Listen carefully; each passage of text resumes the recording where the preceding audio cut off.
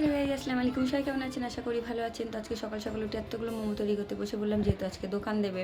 তো মোমো তৈরি করার পরে বিকালে আমরা বার হয়েছিলাম একটু ইকো পার্কে। বাচ্চাগুলো খুব বদমাইশি করছিল, বদমাইশি করার কারণে ভাবলাম যে কোথায় যাবার, যেহেতু ইকো পার্ক কাছে তো ওখানেই চলে যাই।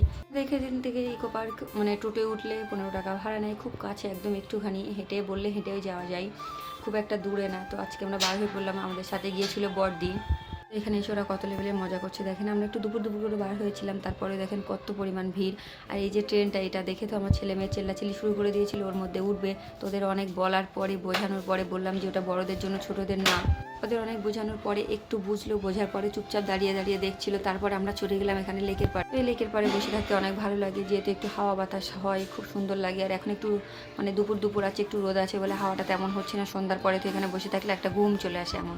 আর আমরা কিছুটা মোমো প্যাক করে নিয়ে গিয়েছিলাম, কিন্তু ভিডিও করতে পারিনি, ভুলে গিয়েছিলাম। ভাবছি ভিডিও করব, ভেবে গিয়েছিলাম বাড়ি থেকে, কিন্তু আমার সে মাথা থেকে বার হয়ে গিয়েছে, খেয়ে ফেলেছি আমরা, এমন একটা অবস্থা।